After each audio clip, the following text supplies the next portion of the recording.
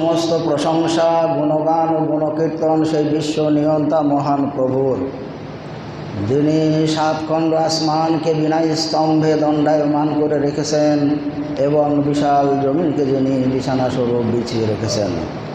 তারপরে পরে আকায় নামদার তাজদারি মদিনা মুহাম্মাদুর রাসূলুল্লাহ সাল্লাল্লাহু আলাইহি ওয়াসাল্লাম পর হাজার হাজার দরুদ ও শান্তির সুধা বর্ষিত হোক। আমিন, আল্লাহুম্মা আমিন। আমি আপনাদের সম্মুখে সূরা বাকারার 182 নম্বর আয়াত পাঠ করেছি। সেই আয়াতকে সামনে রেখে সংক্ষিপ্ত আলোচনা রাখব ইনশাআল্লাহ। আজকের আলোচনার বিষয় হলো গত জুমার খুতবায় যে আলোচনা হয়েছিল ওয়াকফ সম্পর্কে, ওয়াকফের বিস্তারিত আলোচনা হয়েছে। তারপরে 2024 সালের 4 আগস্ট বিজেপি সরকার যে বিল পার্লামেন্টে পেশ করেছে তার সুবিধা অসুবিধার দিকগুলো নিয়েও সংক্ষিপ্ত আলোচনা হয়েছিল। সেই সঙ্গে এসেছিল ওসিয়তের কথা। আজকে ওসিয়ত সম্পর্কে এবং মিরাসের কিছু টুকিটাকি বিষয় এবং মানুষের চলার পথে যেগুলো সম্মুখীন হতে হয় সেই সব বিষয়গুলো নিয়ে আলোচনা হবে ইনশাআল্লাহ। আল্লাহ তাআলা এই আয়াতে বলছেন, ওমান খাফা মিন মুহসিন, যে ব্যক্তি কারো ওসিয়ত করা দেখে,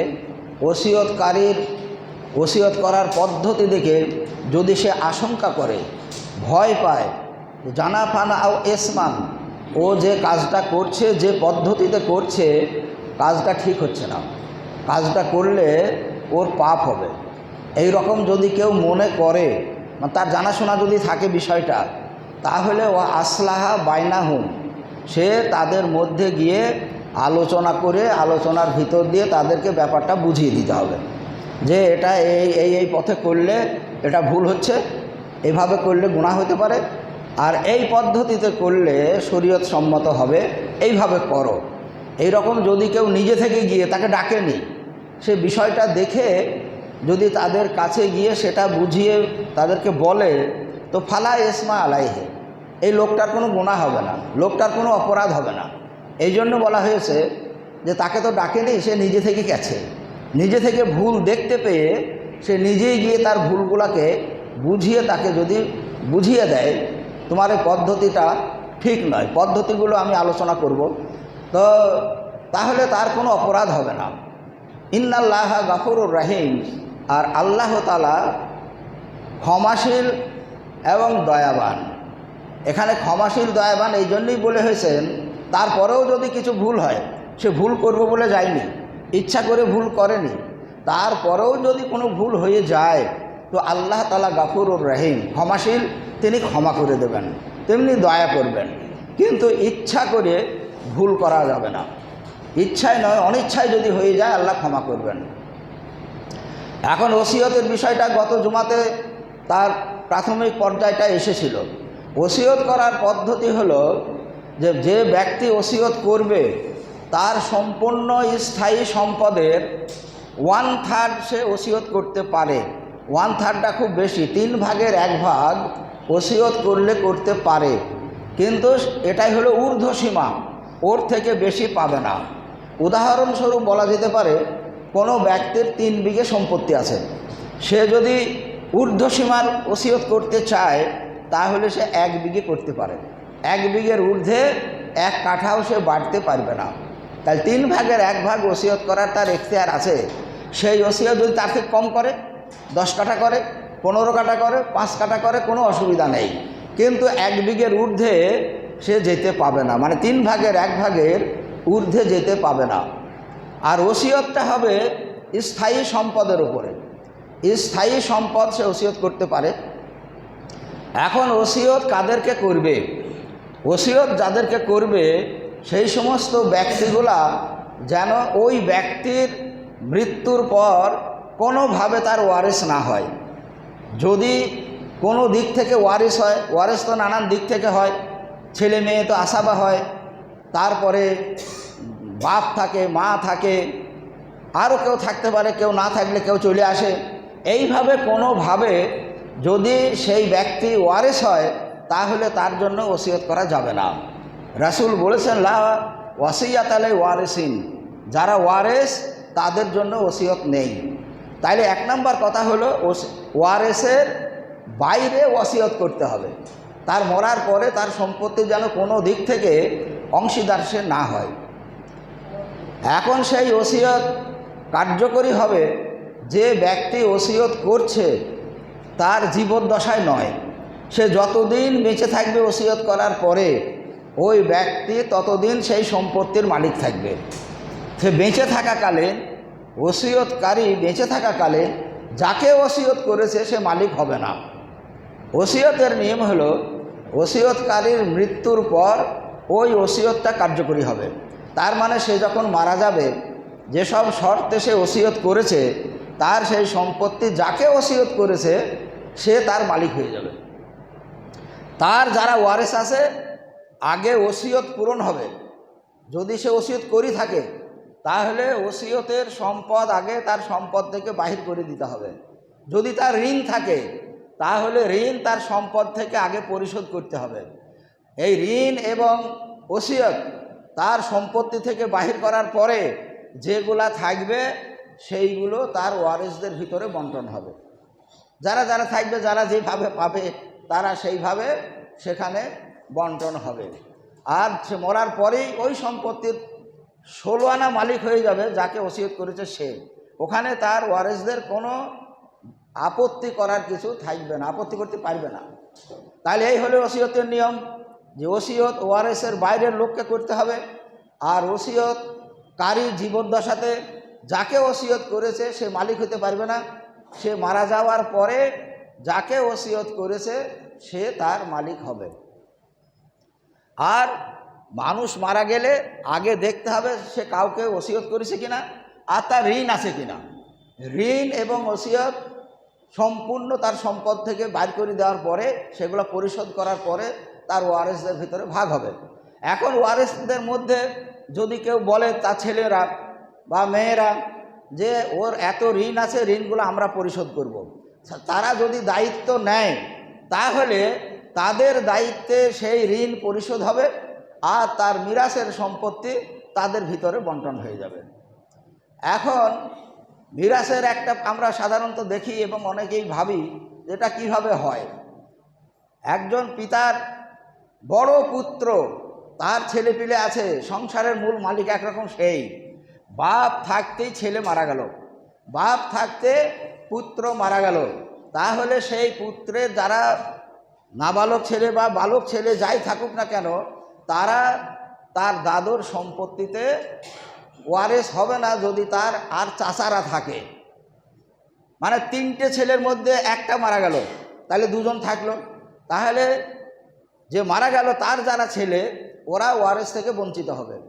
আর যদি তার একটাই ছেলে হয়, বাপের একটাই ছেলে, সে ছেলের আবার ছেলেপিলে আছে কিন্তু বাপের আগে ওই ছেলেটা মারা গেল, তাহলে ওই ছেলেরা কিন্তু বঞ্চিত হবে না, ওই ছেলেরা তার বাপের জায়গায় চলে আসবে। অর্থাৎ তার দাদার ছেলে যেভাবে পেত ওই লাতিরা ঠিক সেই জায়গায় এসে তারা পূর্ণ আশাবা হিসাবে তার সম্পত্তির মালিক হবে।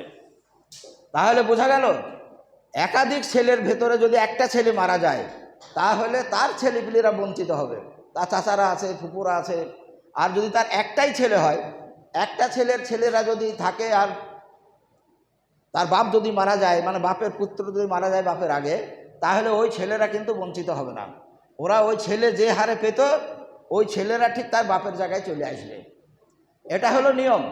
অন্য চাচা থাকলে বঞ্চিত হবে। এটা আমরা অনেক সময় অনেকের কাছে শুনে থাকি যে এই নিয়মটা হলো বৈষম্য, মানে ঠিক করা হয়নি। একটা বড় ছেলে তার ছেলেরা সম্পত্তির মালিক হবে না তা হয়, কিন্তু আল্লাহ এবং আল্লাহ রাসূলের যে বিধান তাতে ইনসাফ করা হয়েছে, সেখানে বেইনসাফের কিছু নেই। এই যে তাদেরকে মিরাস থেকে বঞ্চিত করা হয়েছে, আর এখানে ওসিয়তের নিয়মে বলা হলো যে যারা ওয়ারিস হবে তাদের উপরে ওসিয়ত করা যাবে না। তো এখন বাপের আগে যদি তার বড় ছেলে মারা যায় আর তার যারা ছেলে থাকবে তারা সাধারণত নাবালকই হবে, আর সেই নাবালক ছেলে দাদা যদি তার পরে মারা যায়, কোনো ব্যবস্থা যদি না হয়, তাহলে ওই নাবালক ছেলেরা বড় হয়ে তার চাচাদের সঙ্গে লড়াই করে জমি জায়গা ঠিকভাবে বন্টন করে তারা পাওয়ার সম্ভাবনা খুব কম থাকে। যাদের জমি জায়গা বেশি আছে, যে সমস্ত ফ্যামিলির জমি জায়গা কম, সেগুলাই হয়তো নাও হতে পারে। বেশি জমি জায়গাওয়ালা ফ্যামিলিতে দেখবেন সবে একে অপরকে, এক ভাই আর এক ভাইকে ন্যাং মারার চেষ্টা করে। তো ওই রকম ভাইয়ের ভাই যদি ভাইকে ন্যাং মারার চেষ্টা করে, তাহলে ভাইপুরা তো ছোট, তারা তো কিছুই জানে না ওই সংসারের, আস্তে আস্তে বড় হয়েছে, তাদেরকে বঞ্চিত করাটা স্বাভাবিক। ওই জন্যে আল্লাহ তাআলা দাদাকে বলেছেন তুমি এহসান করো। কাদের উপরে? ওই নাবালক ছেলেগুলোর উপরে এহসান করো। তার মানে ওই যে যারা বঞ্চিত হলো, ওই সব বাচ্চাগুলার ব্যবস্থা তুমি করে যাও, তুমি বেঁচে থাকতে। তার কারণ তোমার চোখের সামনে তোমার ছেলে জন্ম নিয়ে আস্তে আস্তে বড় হয়েছিল, তার বিয়ে শাদী তোমার তত্ত্বাবধানে হয়েছে, তোমার তত্ত্বাবধানে সেই ছেলের ছেলেপিলে হয়েছে, তারা তোমার চোখের সামনে, তুমি মূল মালিক বেঁচে আছো। সেই জন্য তোমাকে এহসান করতে হবে, ওই ছেলেগুলার ব্যবস্থা তোমাকে করে দিতে হবে।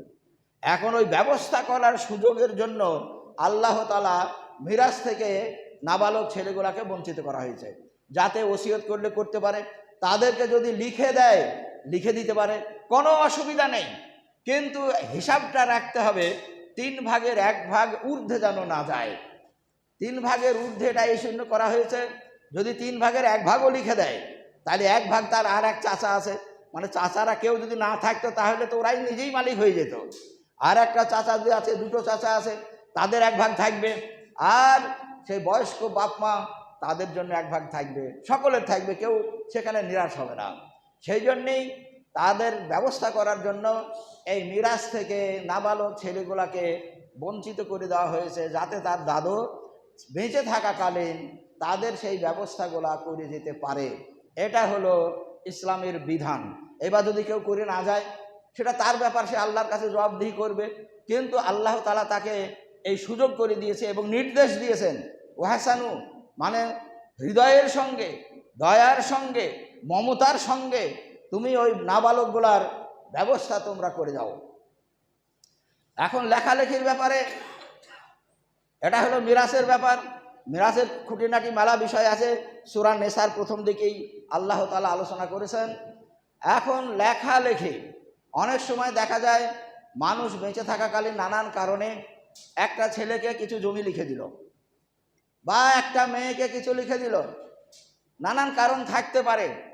যে কোনো কারণে হোক, কোনো পিতা বা মাতা যদি একটা ছেলেকে 5 কাঠা 2 কাঠা 1 কাঠা জায়গা যদি লিখে দেয়, আর তার আর যদি ছেলে মেয়ে থাকে, তাহলে সে লিখতে পারবে না একটা ছেলেকে বা একটা মেয়েকে। তাকে যদি লিখে দিতে হয় জীবদ্দশায়, ছেলে এবং মেয়ে সবকে সমান করে লিখে দিতে হবে। সমান করে 1 কাঠা করে দিলে 5টা ছেলে 5টা মেয়ে, 10 জন হচ্ছে 10 কাঠা 10 জনকে দিতে হবে। আমরা যেমন বলি মানুষ মারা গেলে তার ওয়ারিস ছেলে ডবল পাবে, আর ছেলের অর্ধেক পাবে মেয়ে। আর জাকারু মিসলু হাজ্জিল উনসায়াইনে, কোরআন শরীফে বলা হয়েছে ছেলের অর্ধেক মেয়ে পাবে। এই বিধানটা হলো তার মৃত্যুর পরে। মৃত্যুর পরে যখন মিরাজ বন্টন হবে, সেই সময় ছেলে আর মেয়ে, ছেলে যতটা পাবে মেয়ে তার অর্ধেক পাবে। এই বিধানটা মূল মালিকের মৃত্যুর পরের এইটা বিধান, এটা কিন্তু জীবিত থাকতে নয়। এখন যদি কোনো বাপ মনে করে আমার মরার পরে ছেলে যদি 1 বিঘে পায়, তো মেয়ে 10 কাঠা পাবে, তো আমি ছেলেকে 1 বিঘে করে আর মেয়েদের 10 কাঠা করে লিখে দিলাম, ওই হিসাব অনুযায়ী। ওই হিসাব কিন্তু বেঁচে থাকতে নয়, বেঁচে থাকতে সমান দিতে হবে। ওই হিসাব তার মরার পরে, এটা মনে রাখতে হবে। অনেক সাহাবা, আব্দুল হাকিম, আবদুল্লাহ হাকিম বলে আরও কি ওয়াক্কাস নাকি আছে, সে একটা কৃতদাস তার এক ছেলেকে দান করেছে, দিয়ে তার স্ত্রীকে বলছে যে আমি আমার এই ছেলেকে কৃতদাসটা দান করব, দিয়ে দেব। তো আরও তার ছেলে মেয়ে আছে, স্ত্রী বুদ্ধিমতী স্ত্রী, বুখারী শরীফের হাদিস, তিনি বলছেন আপনি যা করছেন আপনার এই কাজে আল্লাহর রাসূলকে সাক্ষী রাখেন। আল্লাহ রাসূল যদি সাক্ষী থাকে আমার কোনো অমত নাই। তো স্বামী স্ত্রী তারা 2 জনে আল্লাহ রাসূলের কাছে গেলেন, গিয়ে বললেন আমি আমার অমুক ছেলেকে একটা কৃতদাস দিতে চাই। আল্লাহ রাসূল জিজ্ঞাসা করলেন, তুমি কি তোমার সব ছেলে মেয়েকে ওই রকম একটা করে কৃতদাস দিয়েছ? তো বলছে, না তা দিইনি। দেওয়ার পরিকল্পনা আছে? না তা নাই, আমি ওই একটা ছেলেকেই দিব। তো বলছে এটা জুলম, আর এই জুলমের আমি সাক্ষী থাকতে পারি না, আমি জুলমের সাক্ষী থাকতে পারবো না। তার মানে একজনকে দেওয়া হবে না, তুমি দিলে সবকেই একটা করে দাও। আর একজন সাহাবা, সে তার ছেলেকে দিয়ে দিয়েছে, একটা ছেলেকে। তারপরে আল্লাহ রাসূলকে গিয়ে বলছে, হে আল্লাহ রাসূল, আমি আমার অমুক ছেলেকে একটা কৃতদাস দিয়ে দিয়েছি। তো বলছে, আর সব ছেলেদের দিয়েছ? তো বলছে, না, আর কাউকে দিইনি।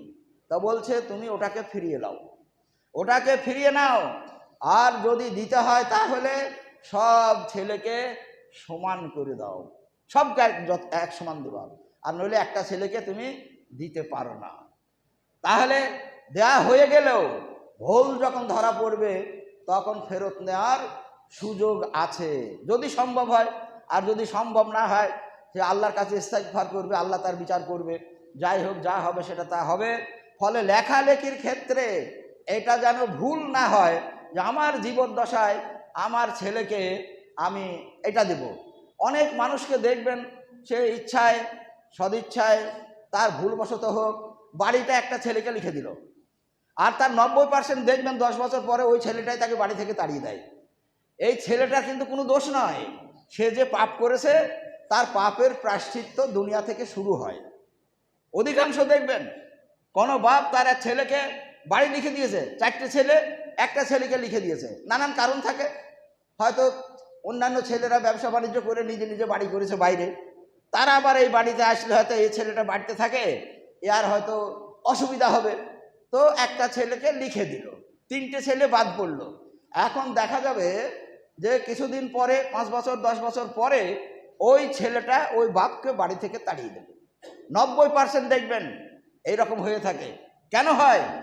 তার বাপের প্রায়শ্চিত্ত দুনিয়া থেকে শুরু হয়।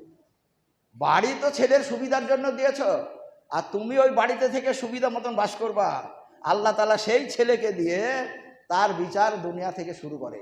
ফলে কোনো ছেলেকে বাড়ি জমি জায়গা কিছু লিখে দেবেন না। আপনি মরার পরে তো আপনার ছেলে মেয়েরাই পাবে, অন্য কেউ তো লিখে যাবে না। সেই জন্য কোনো একটা ছেলে বা মেয়েকে কোনো জমি বা কিছু স্থায়ী সম্পদ লিখে দেবেন না, দেওয়াটা ইসলামে নিষিদ্ধ। আর লিখে দিলে সেটা হবে পাপ, কিয়ামতের দিনে তার জন্য জবাবদিহি করতে হবে। এখন স্ত্রীকে লিখে দিতে পারেন, স্ত্রীকে লিখে দিতে পারেন, তার সমভাবের আর কেউ নাই। এখন যদি কোনো ব্যক্তির একাধিক স্ত্রী থাকে, 2টো স্ত্রী 3টে স্ত্রী একই সময়ে যদি থাকে, সে যদি স্ত্রীদের লিখে দিতে চায়, তাহলে তার 2টো স্ত্রী থাকলে 2টোকে সমান করে দিতে হবে, 3টে স্ত্রী থাকলে 3টেকে সমান করে দিতে হবে। 3টের মধ্যে 2টোকে বাদ দিয়ে একটাকে লিখে দেবে, 2টো থাকলে একটাকে বাদ দিয়ে একটাকে লিখে দেবে। এই লিখে দেওয়ার সুযোগ ইসলামের নাই, কোনো স্বামীর জন্য নাই। সেই জন্য স্ত্রীদেরকে আপনি সম্পদ দিতে পারেন, নানানভাবে দিতে পারেন, কিন্তু এই বৈষম্য যেন না হয়, বৈষম্য যেন না হয়। যেমন ছেলে মেয়েদের ক্ষেত্রে বলা হয়েছে সমানভাবে দিতে হবে সবকে, না হলে দেওয়ার দরকার নেই। ওই রকম একাধিক স্ত্রী থাকলে তাদেরকেও আপনি দিতে পারেন, কিন্তু সমভাবে দিতে হবে, কাউকে ছেড়ে দিয়ে কাউকে বাদ দিয়ে এই লিখে দেওয়া যাবে না। এখন অনেক সময় অনেক মানুষের ধারণা এরকম আছে, বাপের সম্পত্তির ভাগ ছেলে মেয়েরা যেভাবে পাবে, মৃত্যুর পরে ছেলে ডবল, মেয়ে হাফ পাবে। কিন্তু মায়ের যদি সম্পত্তি থাকে তো মায়ের সম্পত্তি মেয়েরাই পাবে। এইরকম অনেক লোকের কাছে শোনা যায় যে মায়ের সম্পত্তি ছেলে মেয়ে ওইভাবে ভাগ হবে না, যেহেতু মায়ের সম্পত্তি মেয়েরাই সেই সম্পত্তির মালিক হবে। কিন্তু এই ধারণাটা ভুল, যদি কারো থাকে এই ধারণা, সে ধারণাটা ভুল। বাপের সম্পত্তি তার ছেলে মেয়ে যেভাবে মিরাস হিসাবে অংশীদার হবে, মায়ের সম্পত্তিও তার ছেলে মেয়েরা একইভাবে সেই সম্পত্তিতে অধিকারী হবে। যেমন বাপের তারা ছেলে মেয়ে, ওই রকম মায়েরও ছেলে মেয়ে। ফলে মায়ের সম্পত্তিতে তার ছেলে মেয়েরা ঠিক ওই হাফ আর ডবল হিসাবে তারা সেখানে ভাগ পাবে। ফলে সে কেউ কাউকে কম বেশি করতে পারবে না। মায়ের সম্পত্তি বলে মেয়েরা বেশি পাবে তাও নয়, একই ভাগ ছেলে ডবল, মেয়ে অর্ধেক। এখন যদি কারো একটাই ছেলে থাকে আর মেয়েও নাই ছেলেও নাই, সেই লোকটার সমস্ত সম্পত্তির মালিক যদি মিরাস হিসাবে কেউ থাকে, তারা পাওয়ার পরে সবটাই ও একাই মালিক হয়ে যাবে আসাবা হিসাবে। ধরে নেন বাপ আছে, বাপ 6/1 পাবে, বা মা আছে, মা 6/1 পাবে, আর বাকি সমস্ত একটা ছেলেই পেয়ে যাবে। অনুরূপ যদি কারো একটাই মেয়ে থাকে আর কোনো ছেলেও নাই মেয়েও নাই, তাহলে সেই একটা মেয়ে তার বাপের বা মায়ের সম্পত্তির, সম্পূর্ণ সম্পত্তির অর্ধেকটার সে মালিক হবে। ধরে নেন 2 বিঘে তার সম্পত্তির মালিক তার বাপ, মারা গেল, ওই মেয়েটা 1 বিঘের মালিক হবে। আর 1 বিঘে যারা মিরাস হিসাবে থাকবে, তার মা থাকলে 6/1 পাবে, বা মা মারা গেলে মায়ের সম্পত্তিও পাওয়ার পরে বাপ 4/1 পাবে। এইভাবে বন্টনগুলা হবে। তাহলে একটা মেয়ে হলে অর্ধেক সম্পত্তির মালিক হবে। আর যদি একাধিক কন্যা থাকে, ছেলে নাই, 2টো কন্যা, 3টে কন্যা, 5টা কন্যা এইরকম আছে, কিন্তু কোনো পুত্র সন্তান নাই, একাধিক কন্যা সন্তান যদি থাকে, তাহলে মৃত ব্যক্তির সম্পূর্ণ সম্পত্তির 3/2 মালিক হবে। 3/2 মালিক হবে তার কন্যারা, থাকবে 1 ভাগ। সেই 1 ভাগ আর যারা মিরাজ থাকবে তারা তাদের ভিতরে বন্টন হবে তাদের অংশ মোতাবেক, আর এরা 3/2 পাবে। তারপরে যদি আর কেউ না থাকে, তাহলে তার চাচাতো ভাই বা আরও কেউ যারা থাকবে, তারা তখন ধীরে ধীরে ওই 3/1 মায়ের অংশ বা বাপের অংশ দেওয়ার পরে, ওরা 3/2 নেওয়ার পরে যেটা থাকবে সেটা ওই চাচাতো ভাইটাই, ওরা সব চলে আসবে। তো এগুলো অনেক পরের ব্যাপার। সরাসরি যেগুলো, সেগুলো হলো একটা কন্যা হলে তার সম্পূর্ণ সম্পত্তির অর্ধেক মালিক হবে, আর একাধিক কন্যা হলে সম্পূর্ণ সম্পত্তি 3/2 মালিক হবে। এগুলো খেয়াল রাখতে হবে অনেকেই আগে থেকে। আর একটা হলো, বেঁচে থাকতে কেউ তার হকদার নাই, মানুষ বেঁচে আছে আর তার সম্পত্তির আমরা অংশীদার হব, এটা কিন্তু বলা যাবে না। সম্পত্তির অংশীদার হবে সে মারা যাবে, মারা যাওয়ার সময় যে সম্পত্তি সে রেখে গেল সেইটার মালিক হবে। যদি তার জীবদ্দশায় সম্পূর্ণ সম্পত্তি সে বেচে দেয়, বা অন্য তার নানান কারণে খরচ হয়ে গেল, থাকলো না কিছু, তাহলে কিছুই মালিক হবে না। আর তার জীবদ্দশায় খরচ করার পরে, সম্পূর্ণ সংসার চালানোর পরে, যখন মারা গেল সে সময় তার যে সম্পত্তি, সেই সম্পত্তির উপরে তখন ওই মিরাস হিসাবে যে যা পাবে সে তা পাবে। ফলে মিরাস বন্টনের ক্ষেত্রে জীবদ্দশায় আর মরার পরে এই নিয়মটা মনে রাখতে হবে, যেটা আমরা অনেক সময় করে থাকি, যে যখন মেয়ে অর্ধেক পাবে ছেলে ডবল পাবে, তো ওইভাবে লিখেই দিল সে বেঁচে থাকতে। বেঁচে থাকতে লিখে দিতে গেলে সমান করে লিখে দিতে হবে, এ হলো বেঁচে থাকার মিরাস। আর মারা যাওয়ার পরে মেয়ে অর্ধেক আর ছেলে ডবল, আল্লাহ তাআলা নির্ধারিত করেই রেখেছেন, সেইভাবেই তারা পাবে। তো যাই হোক, মিরাসের খুব টুকিটাকি মশলায় আলোচনা হলো, এগুলো আপনাদের অবগতির জন্য। সাধারণভাবে প্রাথমিক পর্যায়ে এগুলো আপনারা ওয়াকেফাল থাকবেন। আরও টুকিটাকি যেগুলো বিষয় আছে সেগুলো পরবর্তীতে আবার সুযোগ হলে হয়তো দেখা যাবে। তো আল্লাহ তাআলা আমাদেরকে তৌফিক দেখ যে মিরাস বন্টনের ক্ষেত্রে এবং লেখালেখির ক্ষেত্রে বিশেষ করে যেন আমরা সজাগ থাকি, এই জায়গায় যেন আমরা ভুল না করি, তাহলে এই ভুলের প্রায়শ্চিত্ত দুনিয়া থেকে শুরু হবে অধিকাংশ। তো যাই হোক, আল্লাহ তাআলা আমাদেরকে সেই জায়গায় যাতে না ফেলে, আমরা যাতে শরীয়ত মোতাবেক আমাদের সংসার জীবনে থেকে আমাদের উত্তরসূরিদের কাছে আমাদের সম্পত্তি এবং সম্পদ আমরা সঠিকভাবে রেখে যেতে পারি। মরার পরে কি হবে, অমুক ছেলে ভালো হবে, অমুক ছেলে খারাপ হবে, ও ভেবে আপনার লাভ নাই। ও আল্লাহ তাআলা ঠিক করে রেখে দিয়েছেন তাদের কি হবে আর আপনার সম্পত্তি কি হবে, একটুকু মানে বলা নাই, এরকম কোনো জায়গা নাই, চুলচেরা সব ফয়সালা করা আছে। তো যাই হোক, আল্লাহ তাআলার বিধান যাতে আমরা মেনে চলতে পারি, আল্লাহ তাআলা আমাদেরকে সে তৌফিক দান করুক। ওয়া মা তাওফীকি ইল্লা বিল্লাহ।